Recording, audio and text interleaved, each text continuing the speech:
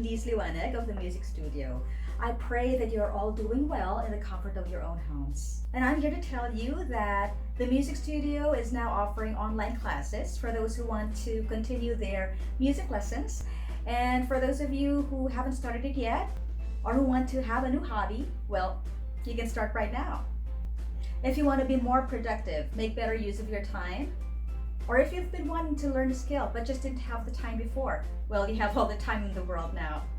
Our mental health is extremely important as of this time, and music is a great way to secure that health. Our frontliners are urging us to stay at home, so we're going to do just that while enjoying it. Let's beat boredom and anxiety, and let's get into music. But if you don't know yet which course you want to take, we're going to give you an insight on what happens on each of these courses that we're going to offer online, so you can have choices in selecting which ones you want to learn.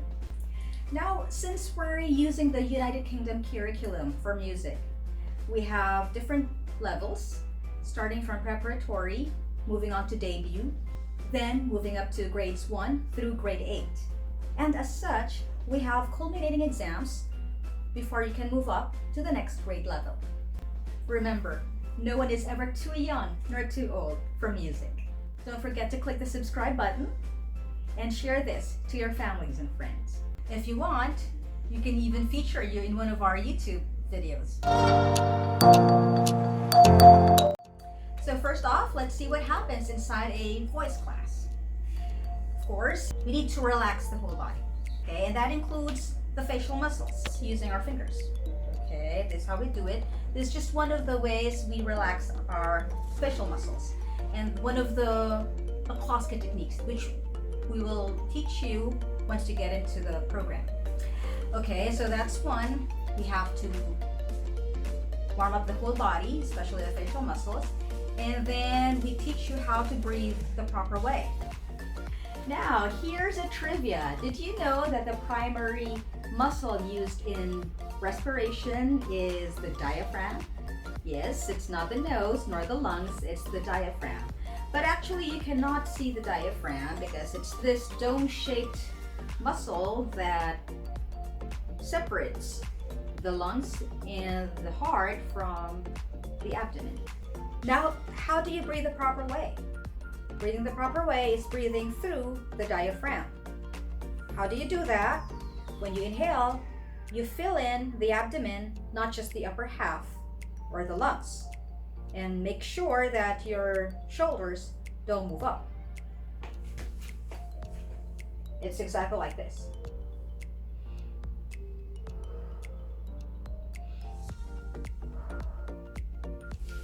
That's it.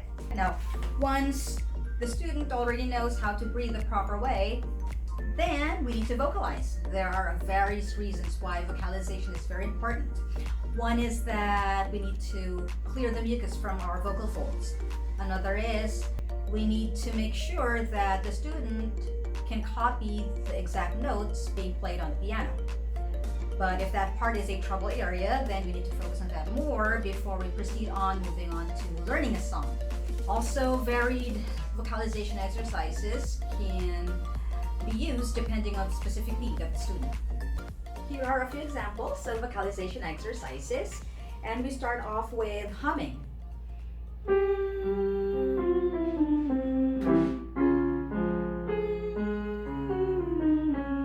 It goes up and goes back down. Then we also have this vocalization exercise for saying the vowels the right way. So when you say ah, jaw must be dropped, mouth open, ah, e, I, o, u. And it goes like this. Ma, e, I, o, u. Goes up again and goes back down. And then we have this vocalization exercise, which I find useful for some of my students who have trouble going from a low note directly to a high note, an octave or higher. Well, the vocalization exercise goes like this.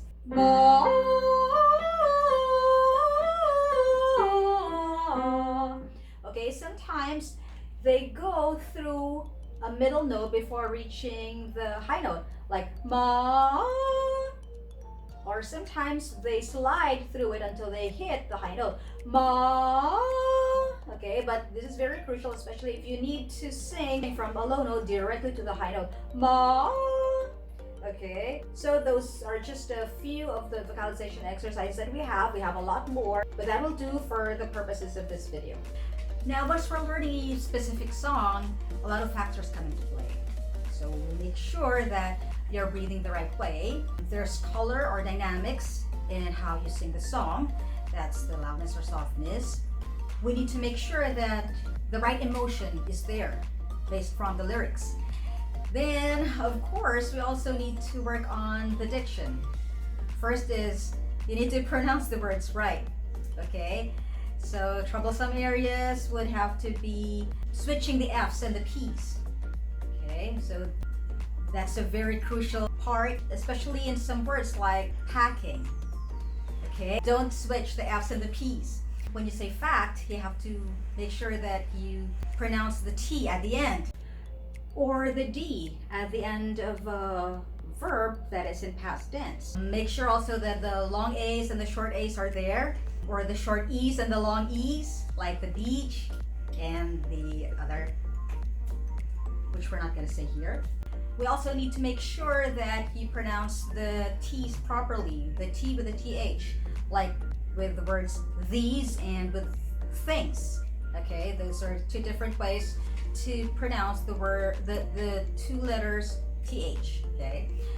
Oh, and another thing, we have to differentiate between the hard TH, the, and the letter D, as in dog. Like in this, in the case of they, meaning sila, and day, meaning araw. So we have to differentiate between those two words. If it's they, it has to be they, and if it's day, it has to be day. A lesser concern, but still a concern, is mixing up the B's and the V's. Remember that when you sing, you are conveying a message in the same way that when you're talking, you're conveying a message. The only difference is a song has a tune. And that is why emotion is very important. You want to send the right message across and the right feelings across. Also, articulation. Articulation means that you say the words clearly and not gobble them up or eat them. Another thing to watch out for when learning a song is the correct timing. This can be learned just by listening, or it can be taught by counting. And then there's improvisation and proper phrasing and understanding the whole meaning of the song. Internalize it, after which comes the facial expression, the gesture, and the movements.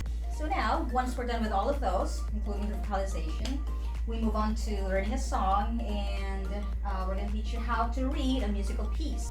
Now, once you start learning music, regardless of whether it is vocals or instruments, we're going to teach you how to read notes, and we're going to teach you how to read a music sheet. Now, there's a difference between reading a book and reading a music sheet. Reading a book, you start from cover to cover, but reading a musical score or a musical sheet is quite different. So this part here is the tempo. It means we have 86 beats per minute. Okay, that's how fast or how slow the song is. And then we find here the chords and the tablature for the guitar. Over here is the notes for the vocalist. And of course, over here is the notes for the piano. This is where you get your lyrics. And then there's a time signature. It says 4/4. So we have 4 beats for every measure. This is a measure, another measure. So based from this song, you have 4 measures before you start singing. And these notes will show you how to sing this part.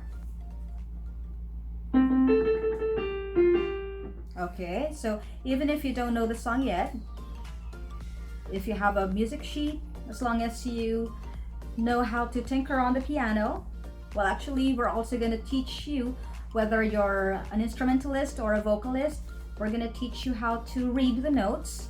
And through solfeggio, you're going to learn the exact pitch of these notes.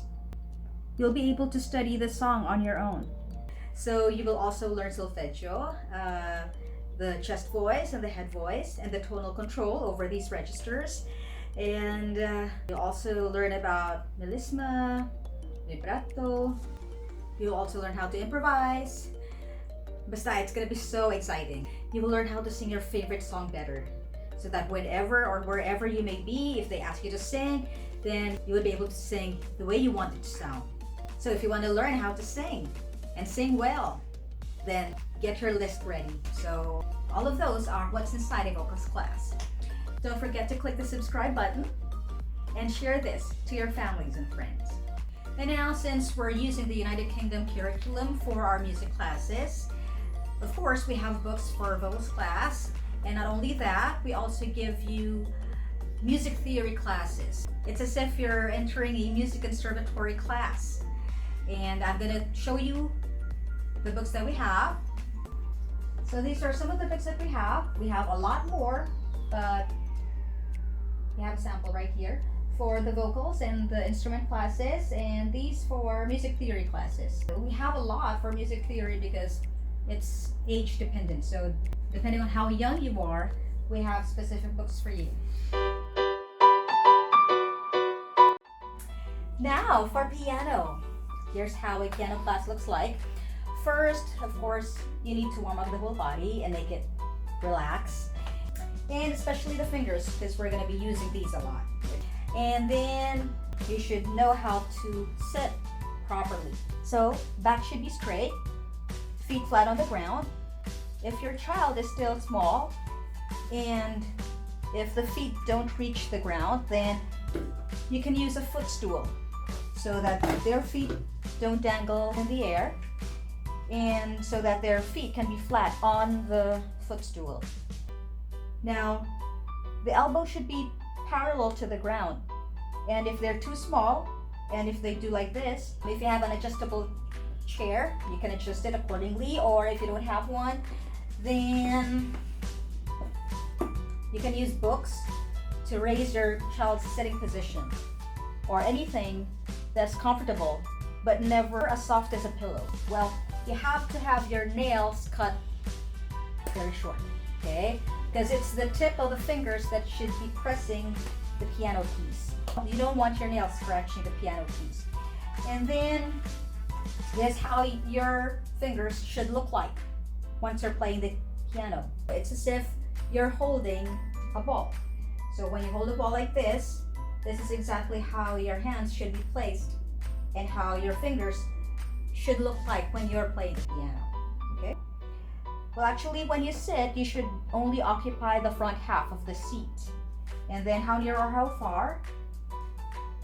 It should be just about this. So that when you place your hands on the piano, on the keys, it will form an angle. It cannot be too near this angle, no, or too far, okay? It needs to be just about this close. And then we're gonna teach you to number your fingers. So left hand, this will be finger number 1, 2, 3, 4, 5. For your right hand, 1, 2, 3, 4, 5. It always starts with a thumb. Then we're gonna make you notice the 2 black keys and the 3 black keys. And once you've located the 2 black keys, there are several, we're gonna make you locate the letter C.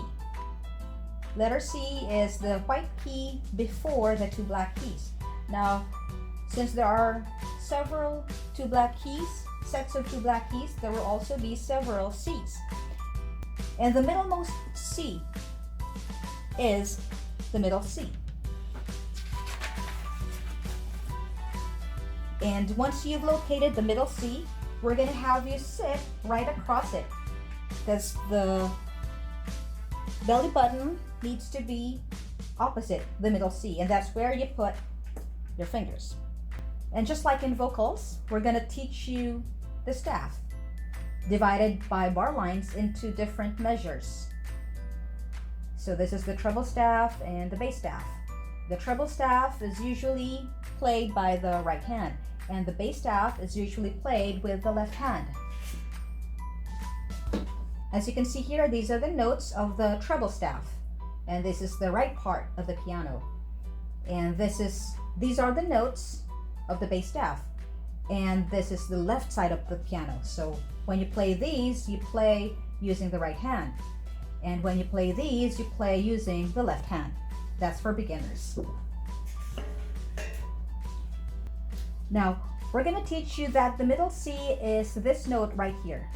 It's not inside the treble staff nor inside the bass staff. It's somewhere in the middle, and it has its own ledger line. Now, when you see this is the middle C. The middle C is this one. Okay, we've already located the middle C in the piano. So when you see this note, you need to press this key. Just this key and nothing else. So when you press this, since it's a quarter note, you press it once and then lift it. That's one count. Now this one is a half note, and it says here that it has 2 counts. So what you need to do is press it a little longer than the quarter note. So this is how we play it. 1, 2, and then lift. Now this one, the whole note, gets 4 counts. So you need to play it a lot longer than these two. So this is how it goes. 1, 2, 3, 4. That's it. So for every note in the staff, there is a corresponding key in the piano. Now, if you do not have a piano yet, but you would still like to try it, here's where ingenuity comes in. You see, necessity is the mother of invention.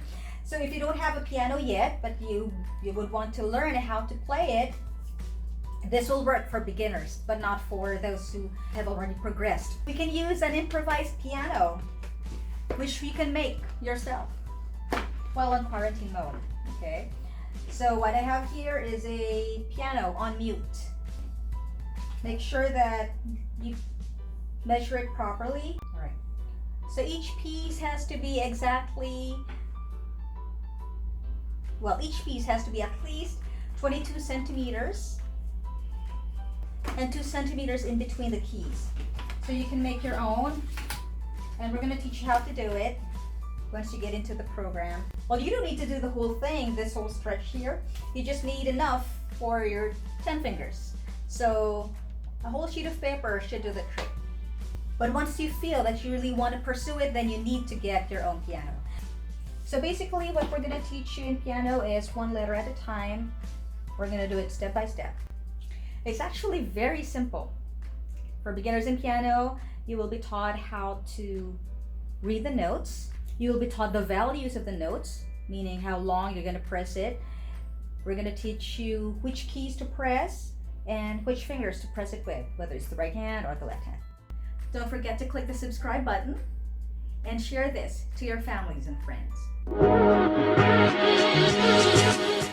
So now let's see what happens inside a violin class. Okay, so again, we need to make sure that your whole body is relaxed. So this is how you should stand.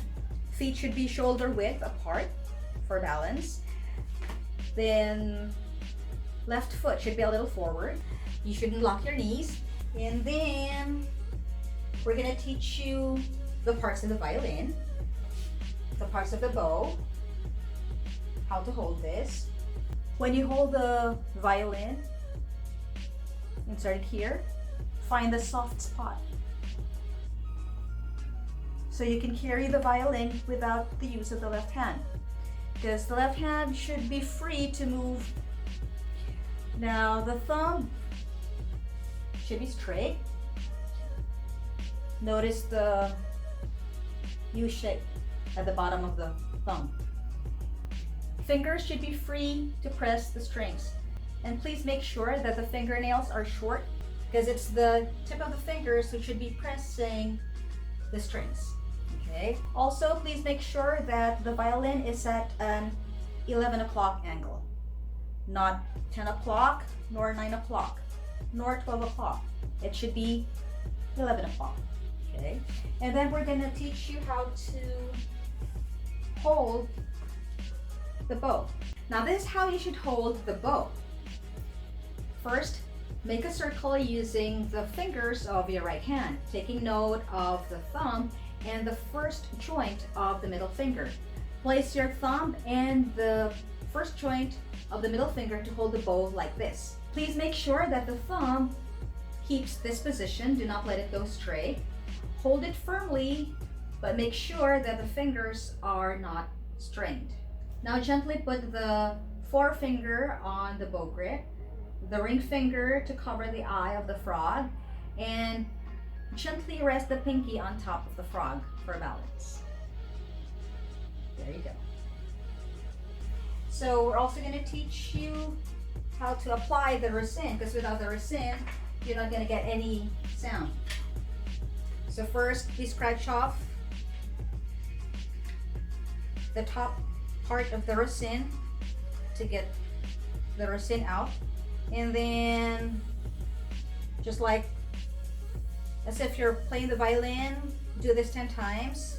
After 10 times, but you have to do it like this so that the hair of the bow can get an even amount of resin. Okay, and then to get the residue out. Now the bow always has to be drawn in a straight line, parallel to the bridge, midway between the bridge and the fingerboard, and making sure that you touch only one string at a time. Now the rest has to be loose and flexible. So you hold the bow like this, and then there are different angles for playing the different strings. So this is the first position, second position, the third position, and the fourth position. So before we start playing, we're gonna make sure that your violin is in tune.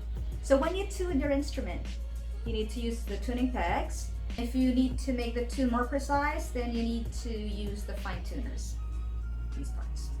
So we're gonna have you download an app to help you with tuning your instrument if you don't have a piano at home. So the fourth string is a G, the third string is a D, the second string is an A, and the first string is an E. Now once we got that right, we can proceed to learning the notes. So for violin, we just have the treble staff. This is the G, this is D, this is A, and this is E.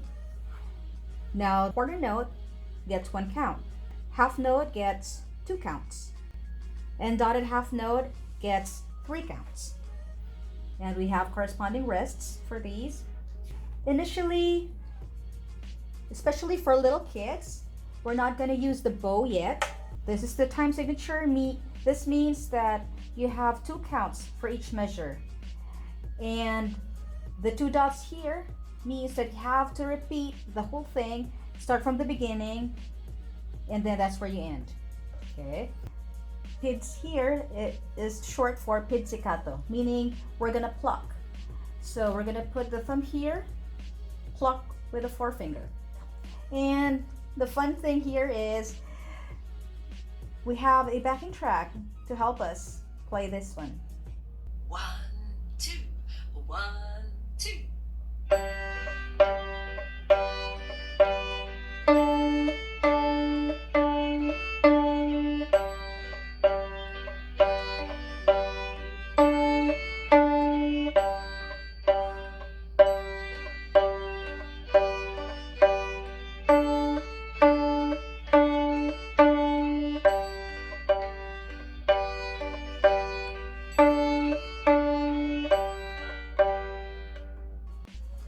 How cool, no? So after playing using the open strings, we're gonna teach you little by little, one by one, the succeeding notes that you get by pressing each of these strings. Now before you buy your violin, please make sure that your instructor has properly gauged the size that you need to buy, because buying the wrong size will significantly affect the way you play. So that's it for the violin. Don't forget to click the subscribe button and share this to your families and friends. So now we're going to take a look at what happens inside a ukulele and a guitar class. I don't have the guitar with me right now, but teaching both is almost the same.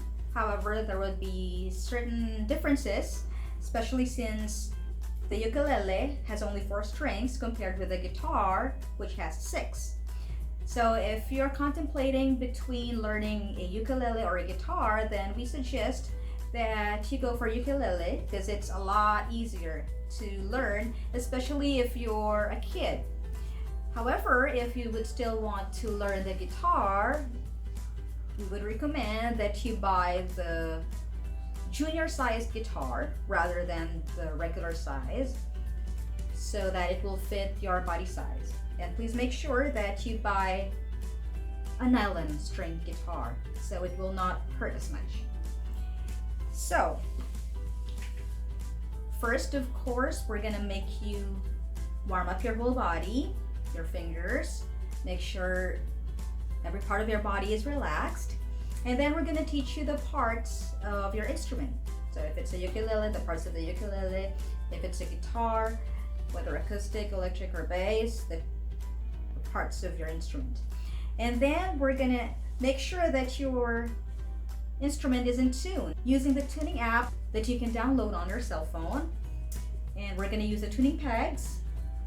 And then once you're all set, we're gonna teach you how to properly hold your instrument.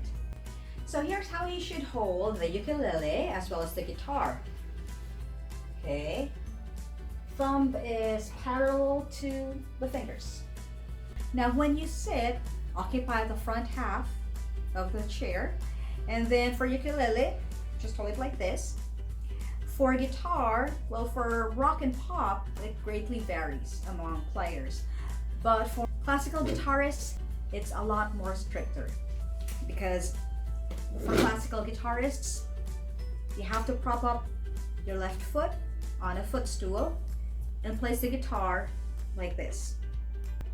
And the guitar has to rest on the left leg. And classical guitarists never use a pick. So now we're ready to play your instrument, whether it's a ukulele or a guitar, using the open strings. Open strings means you're not going to touch anything, you're not going to press anything with your left hand. Keep them open. So it's just this. Okay, for ukulele it's G, D, A, E. For the guitar it's E, A, D, G, B, E, starting from the 6th string. So moving on, we're going to teach you how to press one string at a time.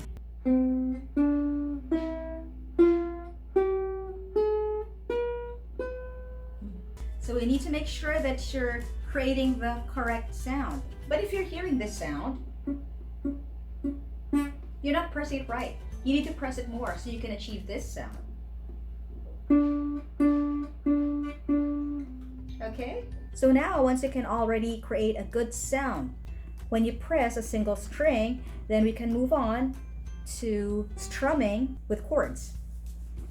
This part here, the tempo means it's 65 beats per minute. So I already set the metronome to 65.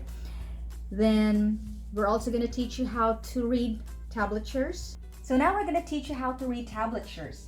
If your instrument is a ukulele, which has 4 strings, then your tablature will have 4 lines. If your instrument is a guitar, then you're going to have 6 lines, because each line corresponds to a string on your instrument. And the numbers here corresponds to the fret that you're gonna press. So this is fret number 1, 2, 3, 4, and so on and so forth. So if your chord is a C, you'll notice here that the first string has a number 3 on it. So it means that you're gonna press the 3rd fret on the 1st string. Notice that the rest of the strings are 0, so that means it's an open string. You don't press anything on those strings.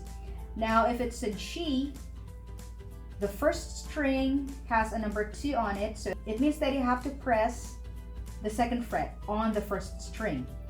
The second string has number 3 on it, so you have to press the third fret on the second string. The third string has a number 2 on it, so the third string, you have to press the second fret. And the fourth string is a 0, so it's an open string, so you don't press any. The same for the D minor. First string is an open string. Second string, you press the first fret, and you press the second fret for both the third and the fourth strings. That's it. This one here means that you have to strum and count 2 counts before you move on to the next chord. So this is how it's going to sound, and it's going to be so much fun because we have backing tracks to make you enjoy learning your instrument.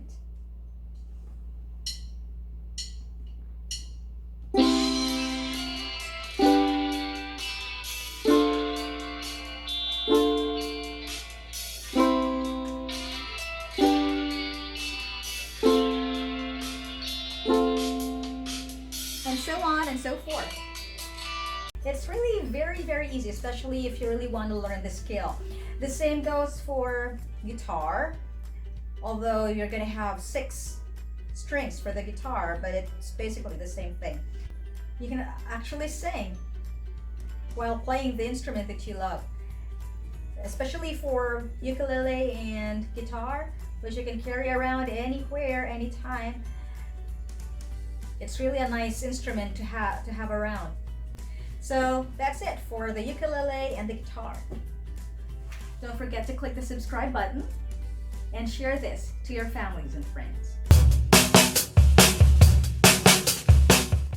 Okay, now we're going to teach you what happens inside a drums class. So first, we're going to make sure that your whole body is relaxed, and then we're going to teach you the parts of the drums. Okay, we're going to have you sit properly, back straight, and with each of your feet on each of the pedals. So we have 2 pedals right here, one for the hi-hat, one for the bass drum. Okay, now we're going to teach you also how to hold the drumstick properly. You're going to have to hold it like so. Okay, make sure that you find the balance point.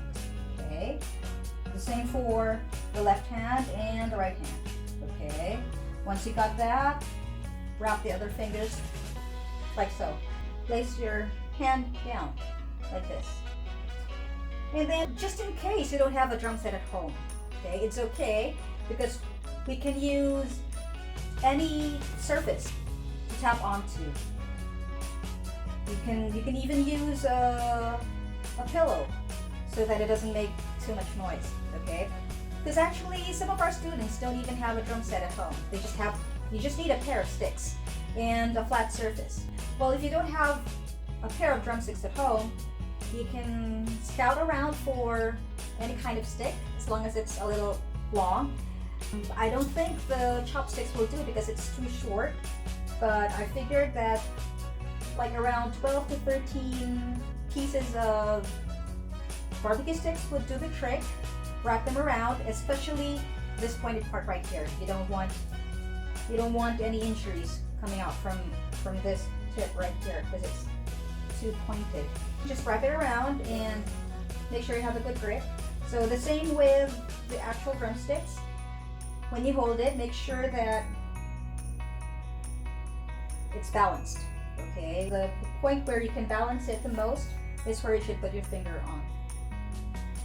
Okay, so just like in vocals and in other instruments such as violin, ukulele, piano, and guitar, we're also going to read notes in drums.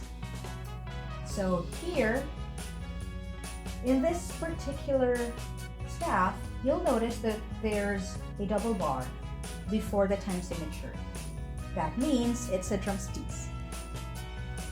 So here, you'll know that this note, if it's on this space, on the first space down here, it's the bass drum that you should be hitting.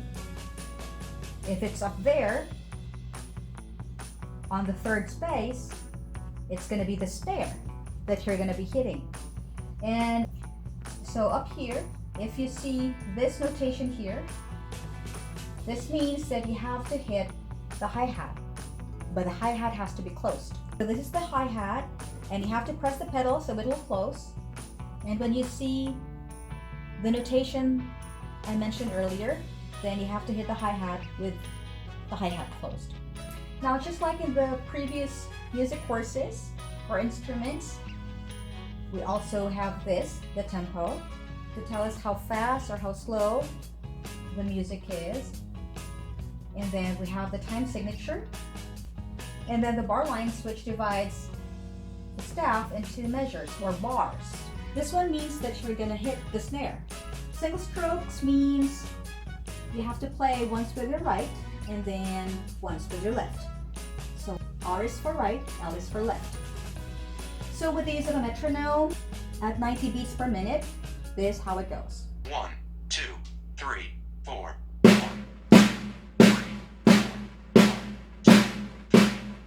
And so on and so forth.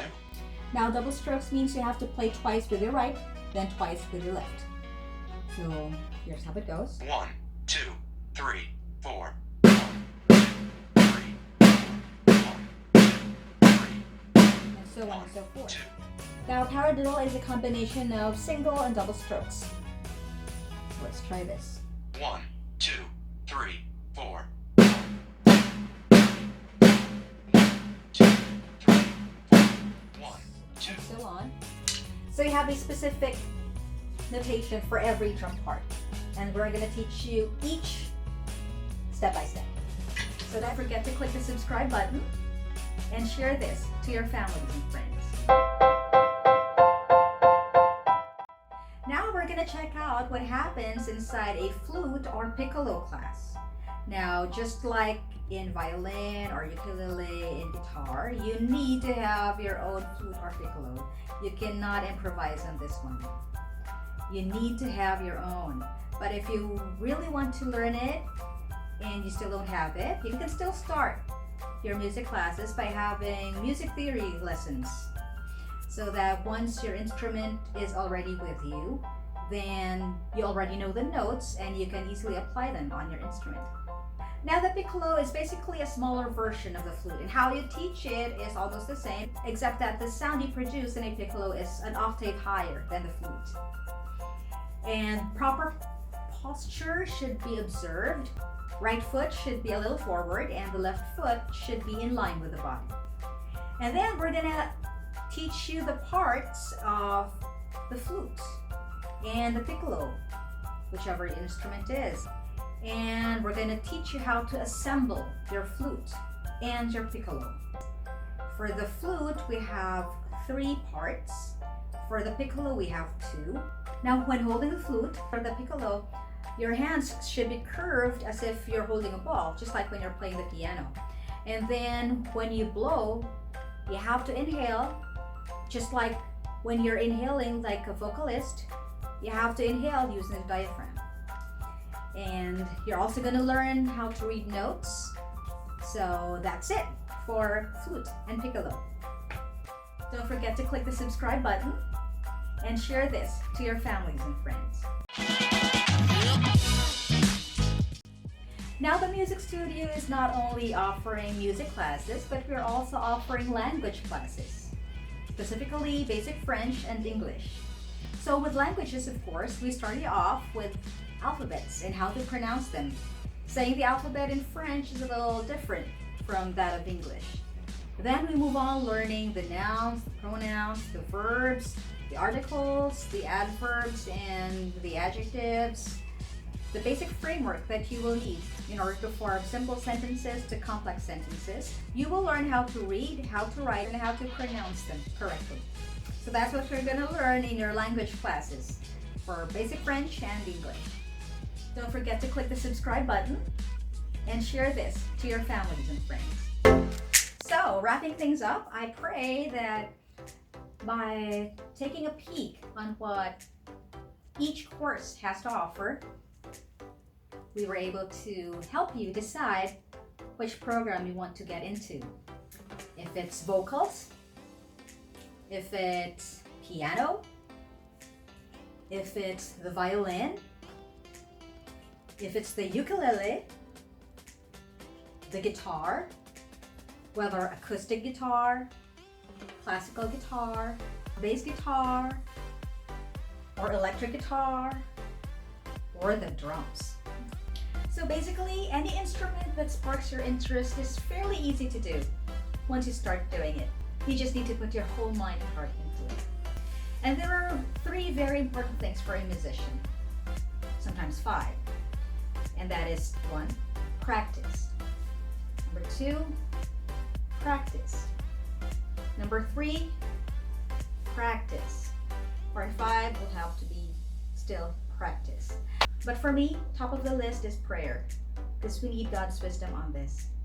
We need to ask Him for this talent, this gift that only He can give. And then the 3 P's will follow.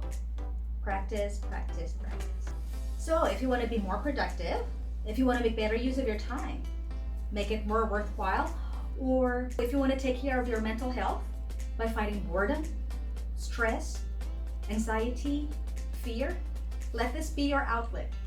Let's make music, and let's send it all back to heaven, the author of all music. Please don't forget to click the subscribe button and share it to all your families and friends. Stay safe, everyone. God bless you all.